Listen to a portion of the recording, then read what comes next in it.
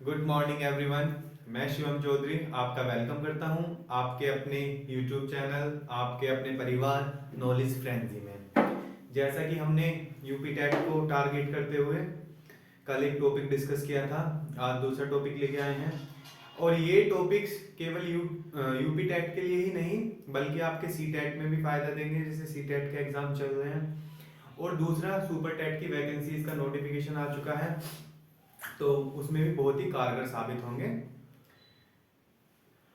तो इसी के साथ हम अपना टॉपिक शुरू करते हैं। चलिए, आज का टॉपिक हमारा रहेगा, कल हमने डिस्कस किया था कि बाल विकास जो होता है, चाइल्ड डेवलपमेंट, किन किन स्टेजेस होती हैं उसकी, जैसे शैशवावस्था, बाल्यावस्था, किशोरावस्था, इनमें होने वाले चेंजेस हमने डिस्कस किए थे। तो इसी तरह आज हम डिस्कस करेंगे कि बाल विकास को प्रभावित करने वाले कारक कौन कौन से हैं। ठीक है।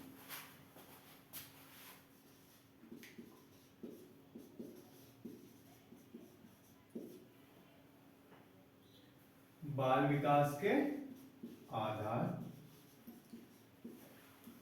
व प्रभावित करने वाले कारक।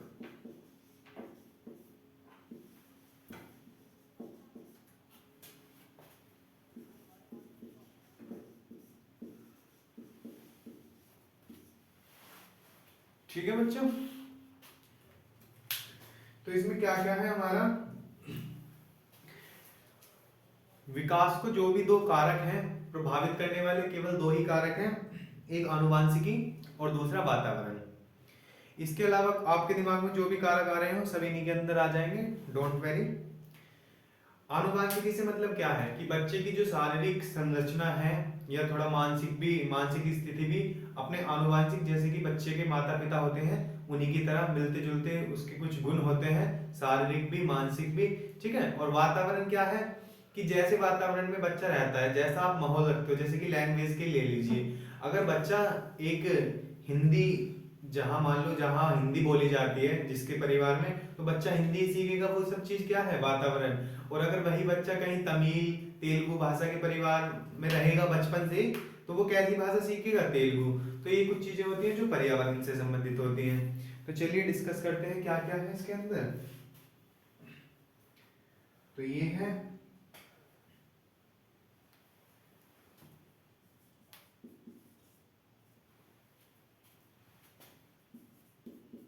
आनुवांशिकता, ठीक है बच्चों, व वातावरण। चलिए, तो पहला ले लेंगे हम, क्या पहले नंबर पे आता है आनुवांशिकता।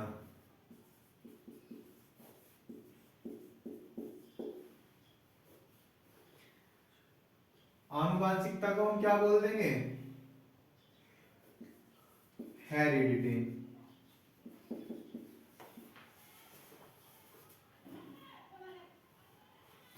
तो जो बच्चे को अपने माता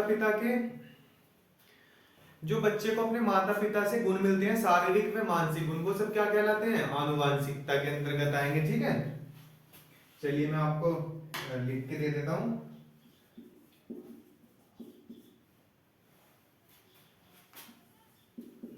व्यक्ति को अपने माता पिता के शारीरिक व मानसिक गुण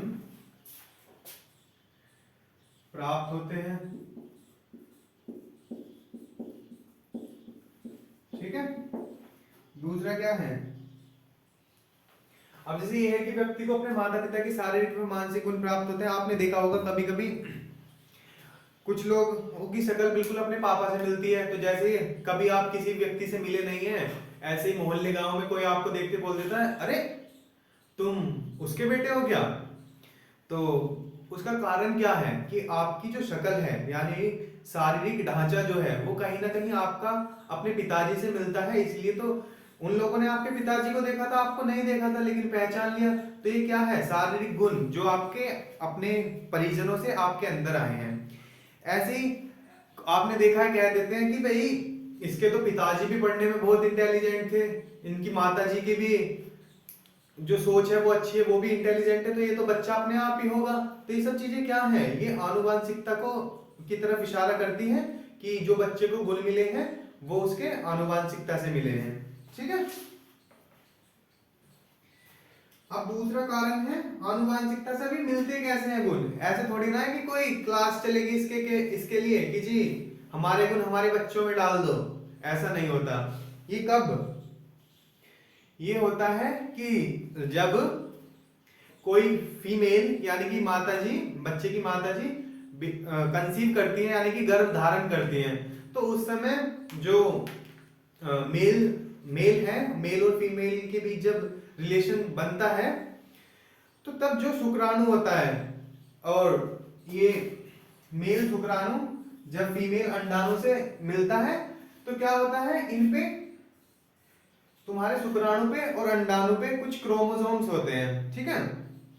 इन्हीं क्रोमोसोम ये धागे की शेप में होते हैं, क्रोमोसोम कुछ ऐसे, और इन्हीं क्रोमोसोम के ऊपर जीन्स लगे होते हैं, जीन्स बहुत सारे। तो जब ये जीन्स आपस में मिलते हैं तब जाके क्या होता है, इन्हीं जीन्स के थ्रू जो शारीरिक और मानसिक गुण हैं जो एक पीढ़ी से दूसरी पीढ़ी में ट्रांसफर होते हैं वो इन्हीं जीन्स के अकॉर्डिंग जाते हैं, इन जीन्स के द्वारा। तो देखिए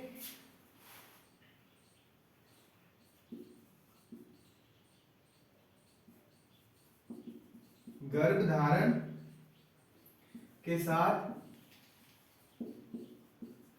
तो जो क्रोमोसोम की संख्या होती है वो कितनी होती है, बच्चे के अंदर जो क्रोमोसोम होते हैं वो 23 जोड़ी क्रोमोसोम होते हैं, जिसमें 23 मेल के होते हैं, 23 फीमेल के होते हैं। तो 23 23 कुल मिला के 46 यानी कि 23 जोड़े। ठीक है। 23 क्रोमोसोम शुक्राणु यानी कि जो मेल के थ्रू जाएंगे,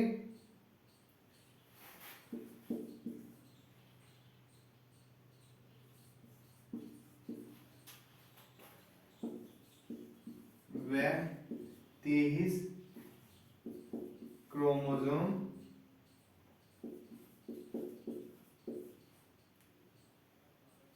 अंडाणु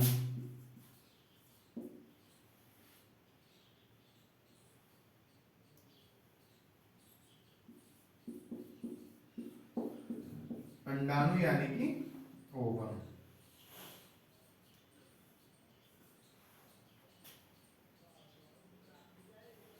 के मिलते हैं। ठीक है। तो 23 तो होते हैं इसमें मेल के और 23 फीमेल के। तो जो 23वां होता है ना दोनों का, उसी से क्या निर्धारित होता है कि बच्चे का जो लिंग है कि वो कौन सा है, कि बच्चा तुम्हारा गर्ल होगा या बॉय बेबी होगा।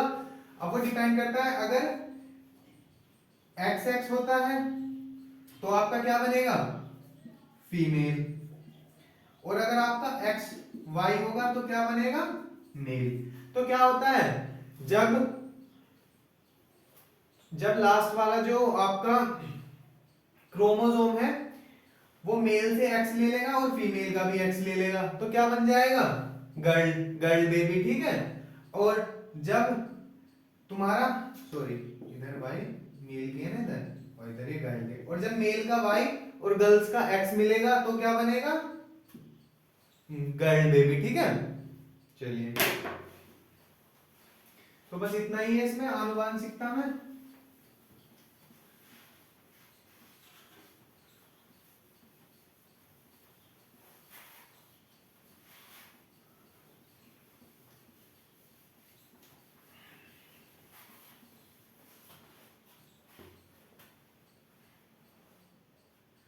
क्रोमोसोम कैसे होते हैं मैंने आपको बताया, क्रोमोसोम एक धागे के समान होते हैं कुछ इस तरीके से। ठीक है। प्रत्येक क्रोमोसोम पर जीन लगे होते हैं कुछ इस तरीके से, मैंने आपको बता दिया है। ठीक है। और जीन के द्वारा ही क्या होता है कि जो हमारे शारीरिक और मानसिक गुण है वो हमारे बच्चे में जाते हैं। ठीक है। चलिए, जीन्स में आपके आनुवांशिक गुण स्टोर होते हैं। आप चाहे तो साथ के साथ नोट्स बना सकते हैं, अगर नहीं बना सकते हैं, टाइम जैसे कि कम है, तो चिंता की कोई बात नहीं है। वीडियो के डिस्क्रिप्शन में आपको टेलीग्राम का लिंक मिल जाएगा, वहां हम डेली के नोट्स डेली अपलोड कर दिया करेंगे, तो आप वहां से देख सकते हैं।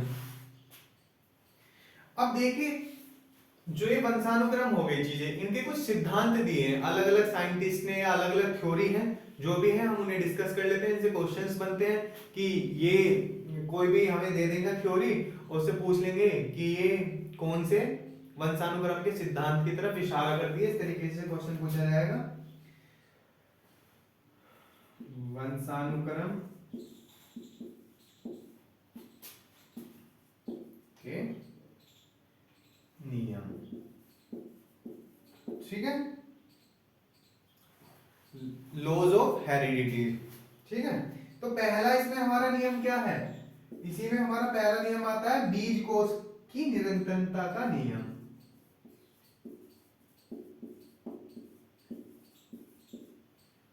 बीज कोश की निरंतरता का नियम।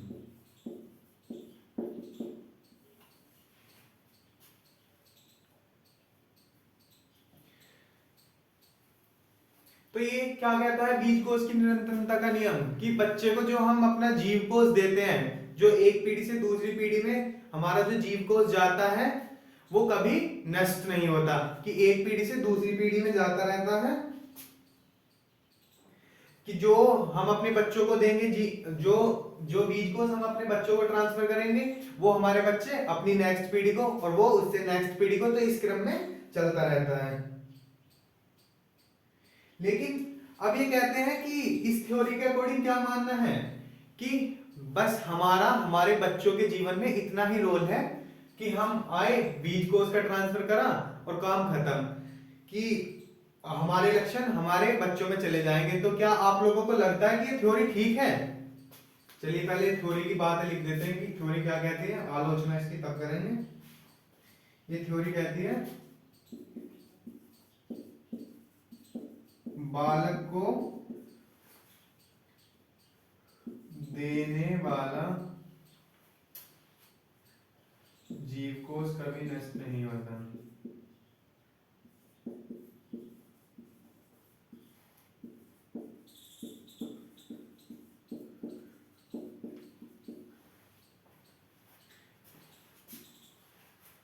बालक को जन्म देने वाला, ठीक है,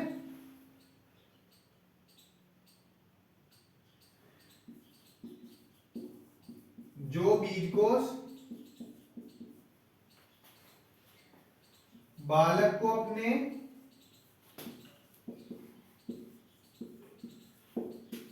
माता पिता से प्राप्त होता है,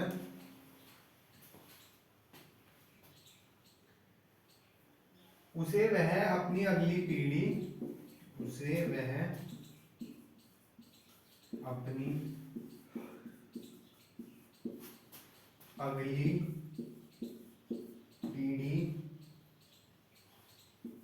को हस्तांतरित कर देता है। हस्तांतरित यानी कि ट्रांसफर।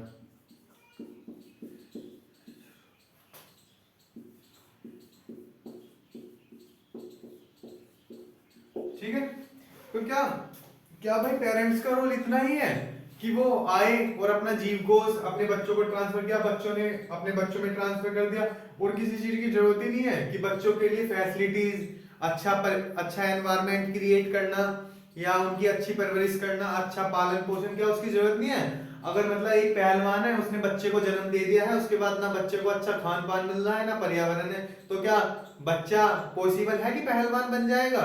हो सकता है कुपोषण का शिकार हो जाए। तो इसकी धज्जियां कौन उड़ा देगा? एक हमारे भारतीय वैज्ञानिक हैं बीएन झा, ठीक है, इसकी आलोचना करते हैं कि नहीं भाई ऐसा नहीं हो सकता कि पेरेंट्स का पूरी जिंदगी बच्चों के जीवन में रोल रहता है, जब तक बच्चे मैच्योर ना हो जाए उसके बाद भी। ठीक है, तो बीज कोष की निरंतरता का नियम ये हुआ कि जिसमें ये कह दिया जाए कि केवल पेरेंट्स का रोल इतना है कि बीज कोष को अपनी पीढ़ी दर पीढ़ी ट्रांसफर करना। ठीक है, अब नेक्स्ट देख लेंगे।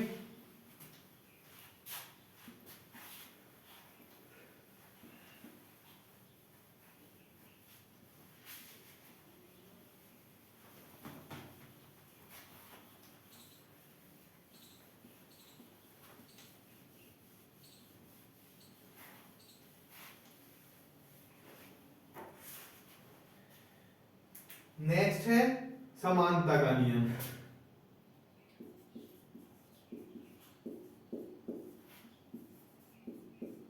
समानता का नियम, तो ये समानता का नियम क्या कहता है कि जैसे माता पिता वैसा ही बालक, कि जैसे माता पिता होंगे बिल्कुल सेम ऐसा ही बच्चा होगा। क्या कह रहा है, ये कह रहा है जैसे माता पिता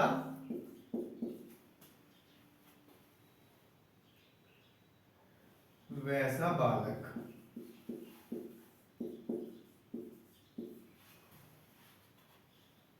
ठीक है, तो क्या ये पॉसिबल है कि जैसे माता पिता है वैसा ही बच्चा हो? ऐसा भी जरूरी नहीं है। कभी कभी ऐसा होता है कि आपने देखा होगा कि घर परिवार में कोई पढ़ा लिखा नहीं होता और ना ही कोई उतना बुद्धिमान बच्चा होता है कि उन्हीं के परिवार में फिर एक बच्चा ऐसा निकल के सामने आता है कि वो स्कूल में भी टॉप कर जाता है और पता चलता है कि पारिवारिक स्थिति ऐसी कुछ खास थी नहीं। तो ऐसा जरूरी नहीं है। ठीक है, जैसे कि हिरण्यकश्यप के घर में प्रहलाद पैदा हो गए, तो है ना बिल्कुल अपोजिट। तो ये नियम भी पूर्ण नहीं है। ठीक है, यानी कि यह नियम अपूर्ण है।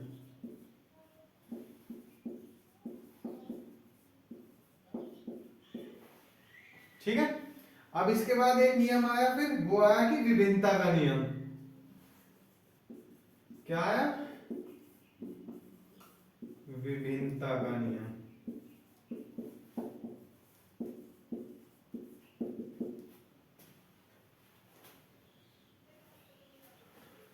विभिन्नता का नियम कहता है कि नहीं जी, बच्चा की कुछ ना कुछ विभिन्नताएं होती हैं। बच्चा सेम अपने माता पिता जैसा नहीं होता, कुछ थोड़ा अलग होता है। ठीक है, ये क्या कर रहा है, कुछ विभिन्नताएं होती हैं। कुछ भिन्नताएं होती हैं कि बच्चे में कुछ ना कुछ भिन्नताएं होती हैं, बिल्कुल माता पिता जैसा नहीं होता। क्यों नहीं होता माता पिता जैसा?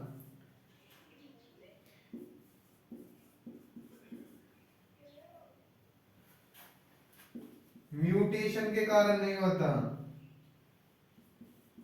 नवोत्पत्ति या कह सकते हैं कि प्रकृति चयन,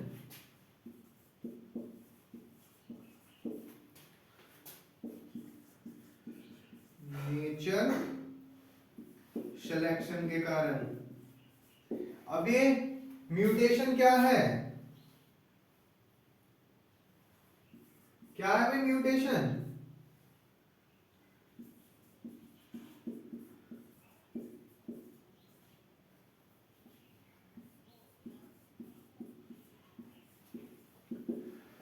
म्यूटेशन है जैसे कि आपने देखा कि मान लो जैसे कि आजकल वो वाला एक पोस्ट नहीं चलती रहती, कभी भी वायरल हो जाती है कि एक काला सा लड़का होता है, काला सा आदमी, और उसकी वाइफ होती है बिल्कुल गोरी, ऊपर लिख देते हैं ये है सरकारी नौकरी का कमाल। ठीक है, तो उसका मतलब क्या है कि ये तो हो गया लड़का ऐसा काला सा, ठीक है, ये इसकी आंख हो गई ये। ठीक है, अब भैया इनकी लग गई, इनकी लग गई है सरकारी जॉब। ठीक है जी, लग गई। अब क्या करेंगे, वाइफ आ गई बिल्कुल एकदम गोरी चिट्टी सुंदर, ये है गोरी वाइफ। ठीक है, गोरा दिख रहा है ना ये। अब बच्चे पैदा हुए, बच्चे पैदा हो गए गेहूं कलर के। ठीक है, कि मतलब ना वो गोरे हैं ना वो काले हैं। तो ये क्या हुआ, म्यूटेशन, कि मतलब दो अलग अलग चीजों के कॉम्बिनेशन से तीसरी चीज निकलना। ठीक है, इस तरीके का तो मतलब हो गया कि म्यूटेशन में कि बच्चा थोड़ा भिन्न होगा, ना बिल्कुल मम्मी जैसा होगा ना पापा जैसा। और एक होता है प्राकृतिक चयन, जैसा कि मैंने बताया था अभी कि जो आनुवंशिक गुण होते हैं वे जीन्स के द्वारा ट्रांसफर होते हैं बच्चे में। अब मान लो कोई एक गुण है, जैसे कि मम्मी मम्मी पापा में पापा की हाइट ज्यादा है, ठीक है, और पता पाई कि अब जो एक जीन्स होते हैं किस किस तरीके के होते हैं, ये जीन्स ऐसे होते हैं, बहुत सारे जीन्स लगे होते हैं। तो किसी का मतलब होता है, कोई जीन्स होता है कि इससे आंख का कलर कैसा होगा, ठीक है, आंख का कलर, कोई बाल का कलर, ठीक है, कोई तुम्हारी हाइट के लिए हो जाएगा। ऐसे होते हैं बहुत सारे जीन्स। तो जैसे हाइट है, अब पापा की ज्यादा है मम्मी की कम है, तो जिसका जीन्स स्ट्रॉन्ग होगा हाइट वाला, ठीक है, तो उसे ही प्रकृति चयन कर लेती है, विशिष्ट गुणों को प्रकृति चयन कर लेती है, तो वहां बच्चे की हाइट ज्यादा हो जाएगी, ठीक है, इस तरीके से कि प्रकृति चयन ये है। चलिए अब देखते हैं नेक्स्ट लॉ क्या है। क्लियर हो गया ये कौन सा नियम था, समानता, पहले समानता का नियम कि जैसे माता पिता वैसा बच्चा, ये भी गलत बात है, लेकिन इसमें कुछ सच्चाई है क्या कि म्यूटेशन के द्वारा चेंजेस आ सकते हैं, और एक प्रकृति चयन भी मैटर करता है।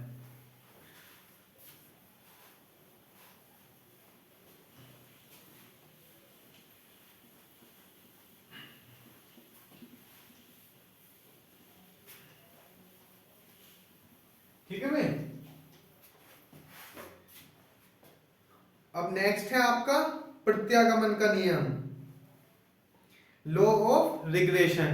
प्रत्यागमन से मतलब क्या है कि एकदम अपोजिट, कि माता पिता बिल्कुल सज्जन और बच्चा एकदम गुंडा टाइप, कि माता पिता तो इतने सज्जन हैं कि पूरा मोहल्ला उनकी तारीफ करता है कि भाई बहुत अच्छे सज्जन व्यक्ति हैं, और बच्चा ऐसा है कि भैया मोहल्ले में लड़कियों के साथ छेड़ाखानी कर रहा है, मोड़ पे खड़ा हो गए सीटियां लगाता है, लड़कियों को देख के 2-4 बार पिट पिटा भी गया है, इस तरीके से कि एकदम अपोजिट है माता पिता से, ठीक है। तो क्या है प्रत्यागमन।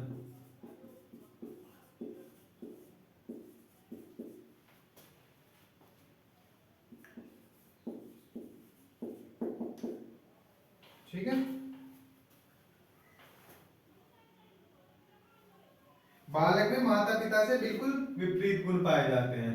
क्या है इसमें कि बालक में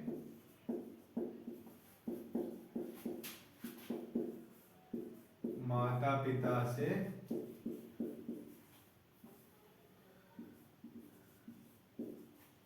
बिल्कुल विपरीत गुण पाए जाते हैं, ठीक है। और इसी में क्या कहा गया है कि प्रकृति का नियम है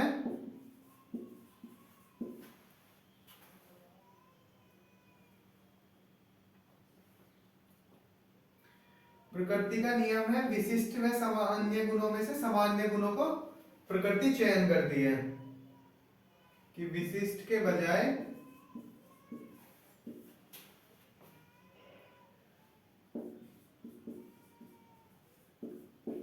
सामान्य गुणों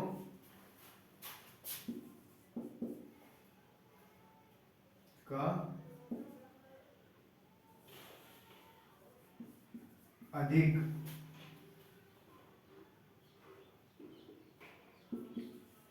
वितरण करके एक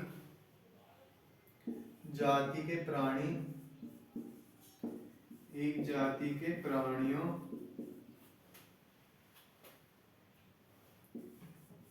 को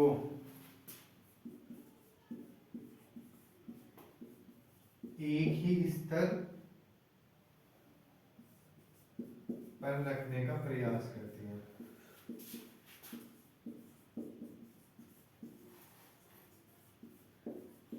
और यही नियम क्या कहता है कि प्रकृति का नियम है कि प्रकृति जो भी विशिष्ट और सामान्य गुण होते हैं उनमें से सामान्य गुणों का चयन करती है। इसका कारण क्या दिया है इन्होंने इसके पीछे का, कि ताकि एक जो जाति है इंसान इंसानों की एक जाति है अपनी कि उसमें ज्यादा विभिन्नताएं ना हो, समान मतलब सब इक्वल हो, इसलिए सामान्य गुण चुने जाते हैं कि ताकि एक एडजस्टमेंट बना रहे कि ऐसा नहीं है कि एकदम एक बच्चा बहुत बुद्धिमान और एक बिल्कुल ही डर, लेकिन होता है ऐसा। लेकिन ये नियम क्या कहता है कि इक्वलिटी बनाने के लिए सामान्य गुणों का चयन किया जाता है, किसी विशिष्ट गुण का नहीं। ठीक है, तो अब नेक्स्ट नियम देख लेते हैं।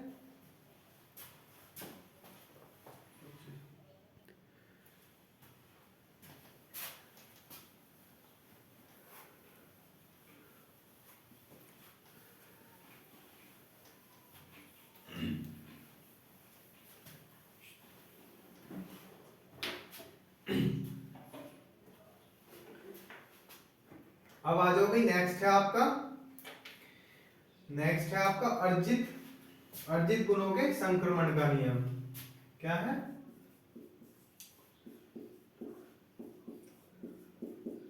अर्जित गुणों के संक्रमण का नियम।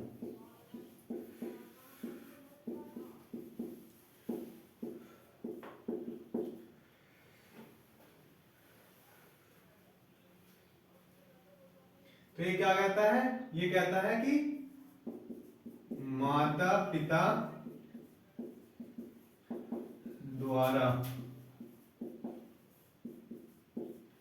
अर्जित गुण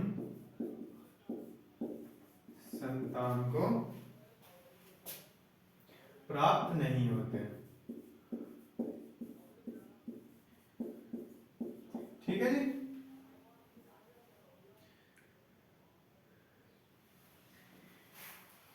इसका मतलब है, ये कहना चाह रहा है कि अगर तुमने कोई गुण, कैसा गुण, मान लो तुमने अब गिटार बजानी सीखी या कुछ भी, मान लो जैसे कि तुमने तुमने तुमने तुमने क्या, मान लो अभी कोई नई क्लास ली है, चलो म्यूजिक ही ले लो या गिटार ले लो, आपने गिटार बजाना सीख लिया।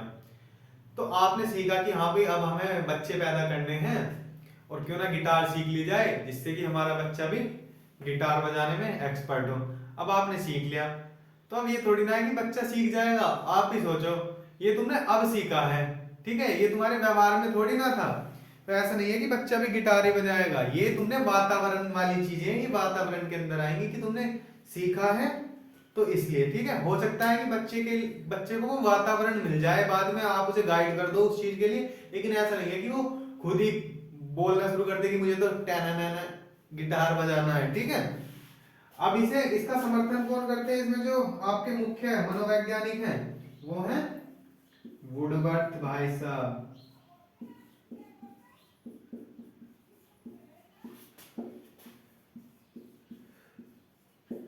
लेकिन लैमार्क भैया जो है हमारे,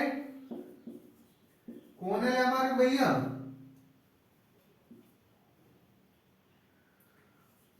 लैमार्क ने इसे अस्वीकार कर दिया। ठीक है, लैमार्क ने अस्वीकार किया और जिराफ का उदाहरण दिया। आया याद?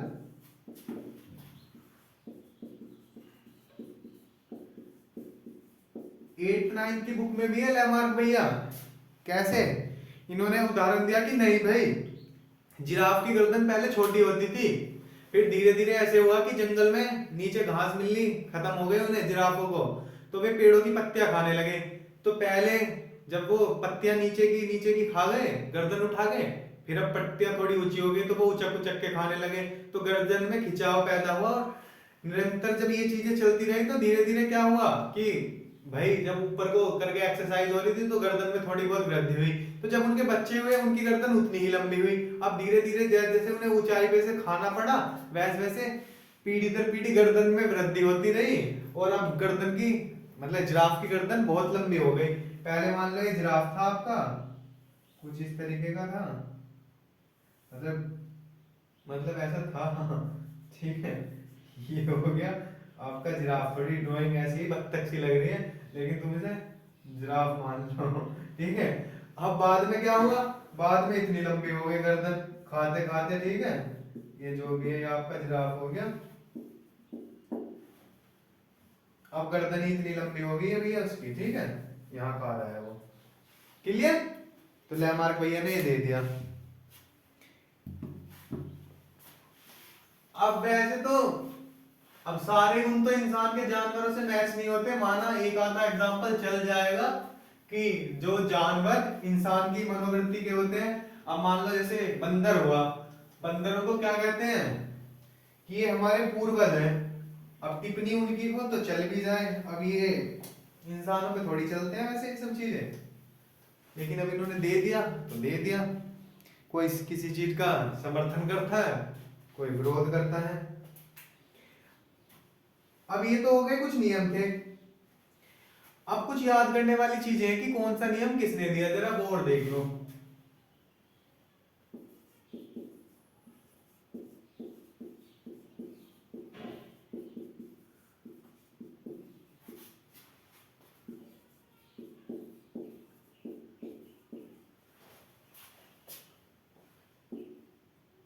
जैसे पहला है मूल शक्तियों पर प्रभाव।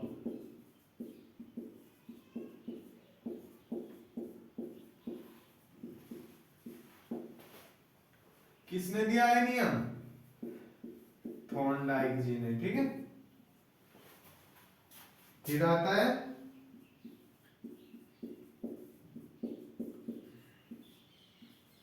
शारीरिक लक्षणों पर प्रभाव।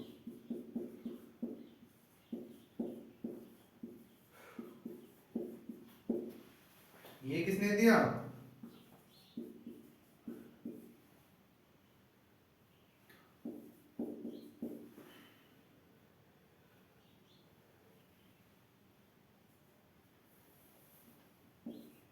कार्ल पियर्सन, ठीक है जी। फिर आता है आपका प्रजातियों या प्रजाति की श्रेष्ठता पर प्रभाव।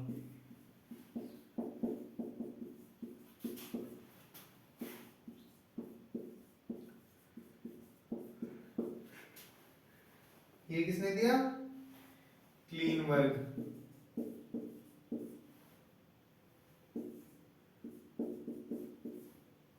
क्लीनबर्ग ने, ठीक है।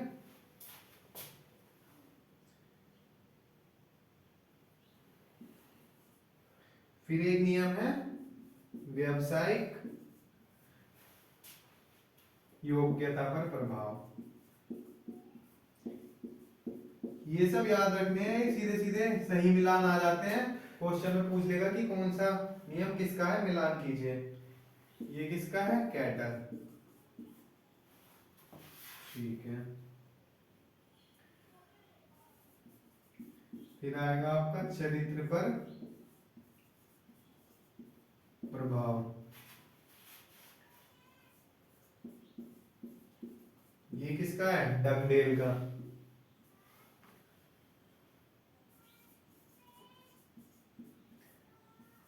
महानता पर प्रभाव,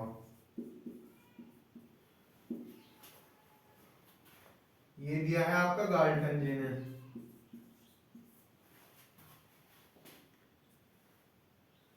एक है फिर बुद्धि पर प्रभाव,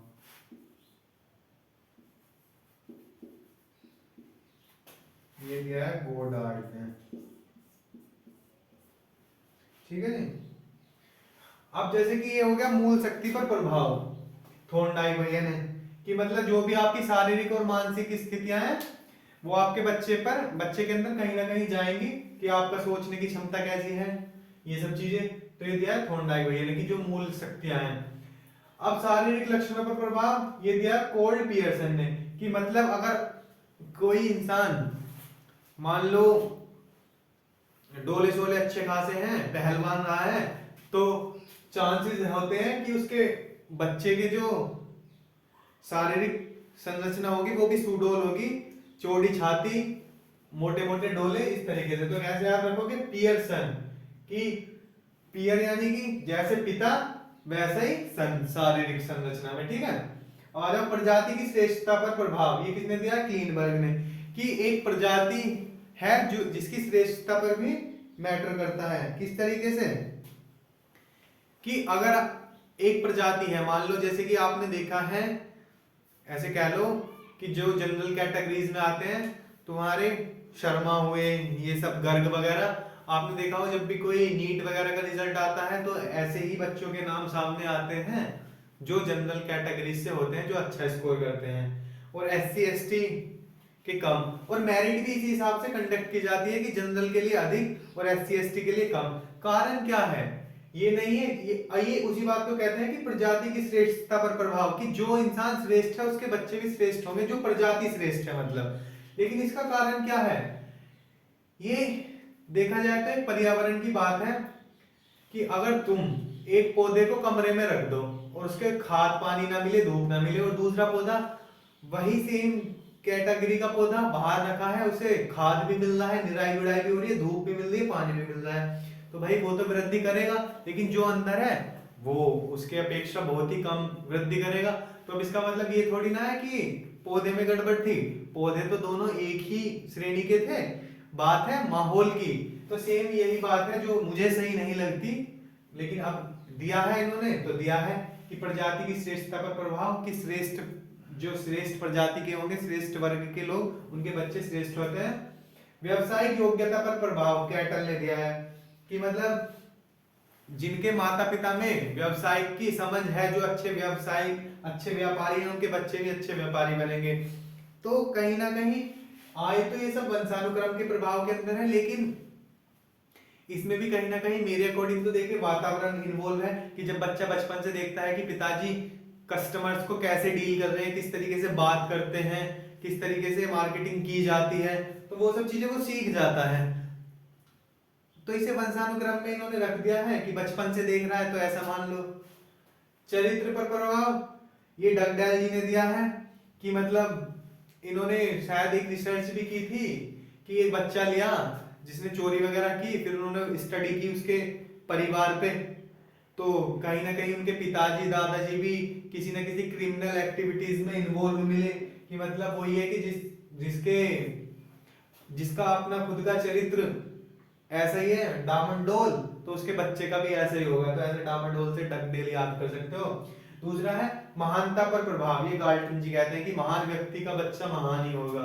ऐसा भी जरूरी नहीं है कि आपके गांव में जो प्रधान था कि उसका बच्चा भी प्रधान ही बनेगा या उतना मतलब उतना महान होगा कि लोगों की हेल्प करता हो और अच्छे सामाजिक कार्य करता हो, ऐसा जरूरी नहीं है। लेकिन इन्होंने दिया है कि जो व्यक्ति महान होगा उसके बच्चे में भी महानता के गुण होंगे। ऐसे ही सेम ये है कि बुद्धि पर प्रभाव दिया है गोडार्ड जी ने, कि भाई अगर पिताजी बुद्धिमान है तो बच्चा भी बुद्धिमान होगा। ऐसा भी मतलब होता है थोड़ा बहुत, लेकिन जरूरी नहीं है कि हमेशा होता हो। तो ये गोडार्ड जी ने दिया है, ऐसी बातों को गो कर दो साइड में, ठीक है। तो ऐसे आप याद रख सकते हैं। अब बस थोड़ा सा पोर्शन बचा। अब ये तो हो गई हमारी वंशानुक्रम की बातें।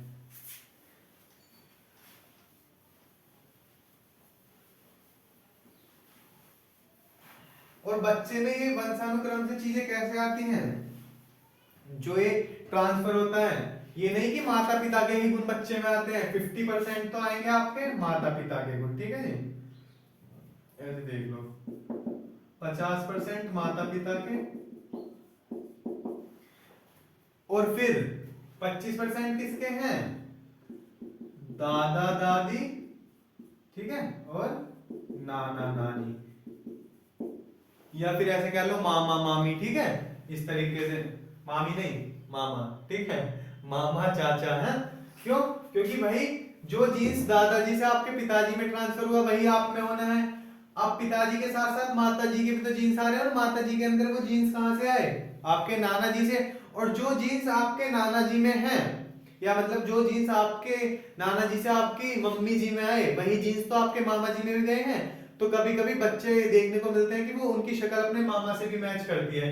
तो ऐसा होता है कि 50% गुण वो अपने मम्मी पापा से लेंगे, 25% उससे पीछे वाली पीढ़ी के, और फिर 3-4 पीढ़ी के मिला के 25%।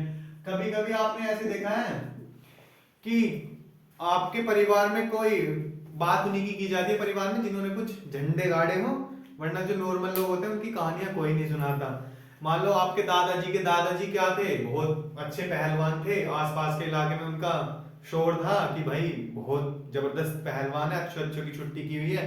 अब आपको कहानी सुनाई जा रही है बचपन से उन्हीं के विषय में, और ये भी देखा जा रहा है कि आपके जो शारीरिक संरचना है वो सुडौल है, मजबूत है, और आपको भी पहलवानी में इंटरेस्ट है, तो क्या कहेंगे, भाई ये तो अपने दादा के दादा पे गया, उन्होंने ये किया था वो किया था, तो वो क्या हुआ भाई, जीन्स तो वहीं से चले आ रहे हैं, हो सकता है वो जीन्स इन 4 पीढ़ियों में एक्टिव नहीं था इतना, 5वीं में आके वो एक्टिव हो गया है, स्ट्रॉन्ग हो गया है और आपके अंदर आ गया है। ठीक है, अब बात कर लेते हैं थोड़े किसकी, वातावरण की।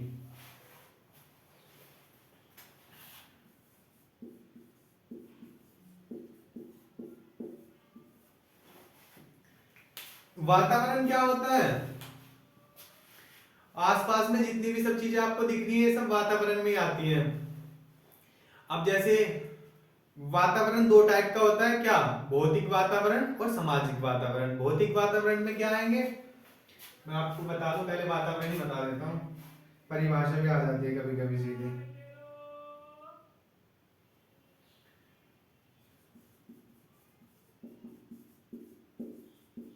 हाँ, मेरे को परिभाषा से याद आया, आप लोग माइंड मत करना कि मैंने आपको परिभाषा नहीं कराई है ना पिछली क्लास में ना इसमें, कारण ये है कि ये रटने वाला पोर्शन है और ये फिर डिस्टर्ब करता है बीच में। अभी हम पढ़ाई को एक इंटरेस्टिंग तरीके से बना के चल रहे हैं कि जो चीजें पढ़ने में आसान है और इंटरेस्टिंग लग रही है पहले वो कवर कर रहे हैं, उसके बाद सभी टॉपिक्स की जो परिभाषाएं रहेंगी उसके लिए हम एक अलग से क्लास रखेंगे जिसमें सारी परिभाषाएं एक साथ कर ली जाएंगी।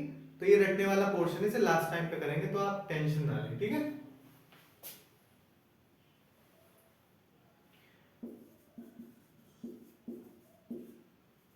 आसपास का माहौल वे सभी उत्तेजनाएं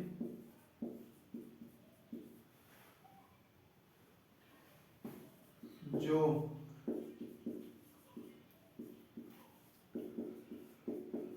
गर्भधारण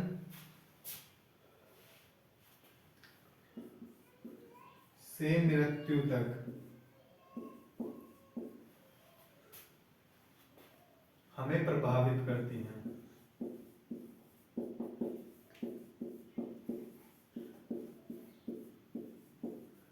ठीक है, बच्चा जब से गर्भ में रहेगा तब से लेके जब तक बच्चे की व्यक्ति की मतलब मृत्यु होगी तब तक जितनी भी चीजें उस पर प्रभाव डालेंगी वो सब क्या है, वातावरण। अब वातावरण 2 प्रकार का होता है, कैसा, एक भौतिक वातावरण और दूसरा है आपका सामाजिक वातावरण।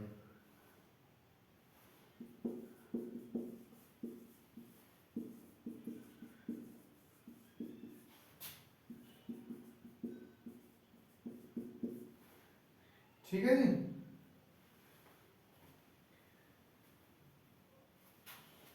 ऐसे नहीं भाई, ऐसे नहीं, ऐसे नहीं, भौतिक और सामाजिक वातावरण आएगा आपके बाह्य वातावरण के अंदर। पहले हम वातावरण को 2 कैटेगराइज में डिवाइड करेंगे, कौन सा, नंबर 1 आंतरिक वातावरण और नंबर 2 बाह्य वातावरण। ठीक है जी, और बाह्य वातावरण की दो टाइप्स हैं, भौतिक वातावरण और सामाजिक वातावरण। क्या होता है आंतरिक वातावरण, जब बच्चा गर्भ में रहता है तो जो उसे वातावरण मिलता है गर्भ के अंदर भी और बाहर से भी जो वातावरण मिलेगा उसे क्या कहेंगे, आंतरिक वातावरण। तो क्या होता है कि जब बच्चा गर्भ में रहता है तो अगर मम्मा बच्चे की माताजी खुश होंगी तो बच्चा भी खुश होगा। अगर बच्चे की माताजी गर्भ के दौरान किसी तनाव में रहती हैं, चिंता में रहती हैं, तो बच्चे का भी जो व्यवहार होगा वो तनाव पूर्वक होगा, बच्चा चिड़चिड़ा पैदा होगा। इसलिए कुछ देशों में क्या करते हैं, विदेश में, कि जब वुमेन प्रेग्नेंट होती है तो बच्चे को क्लासेस दिलाते हैं, उनके हस्बैंड, सॉरी बच्चे को नहीं, बच्चे की माताजी को क्लासेस दिलाते हैं, कैसी रीजनिंग की क्लासेस हुई, मैथ्स की हुई, कि जिससे वो तर्क वाली चीजें सीखें और बच्चा भी लॉजिकल सोचना, जो उनका बच्चा हो वो भी लॉजिकल सोचे, और इन सब चीजों का प्रभाव पड़ता भी है। ठीक है। तो दूसरा, तो इसलिए जब कोई भी वुमेन कंसीव करती है तो ये ध्यान रखना चाहिए कि स्ट्रेस ना ले, खान पीन का अच्छे से ध्यान रखें, और अगर आप एक्टिव रहेंगे कंसीव के दौरान तो आपका बच्चा भी एक्टिव ही पैदा होगा, अगर आप सुस्त रहेंगे तो बच्चा भी सुस्त ही होगा, इस चीज का फर्क पड़ता है। अब बाह्य वातावरण है भौतिक, बाह्य वातावरण में दो कैटेगरीज हैं, भौतिक और सामाजिक। भौतिक वातावरण क्या है, जो भी हमें सुविधाएं फैसिलिटीज मिली होती हैं, जैसे घर हुआ, ठीक है, टेबल हुई, कैमरा हुआ, बोर्ड हुआ, ठीक है, ये सब क्या है, ये सब आएंगे भौतिक वातावरण के अंतर्गत। और सामाजिक वातावरण के अंतर्गत क्या आएंगे, आपका परिवार हुआ, मोहल्ला हुआ, गांव हुआ, समाज हुआ, है ना, तो ये सब चीजें।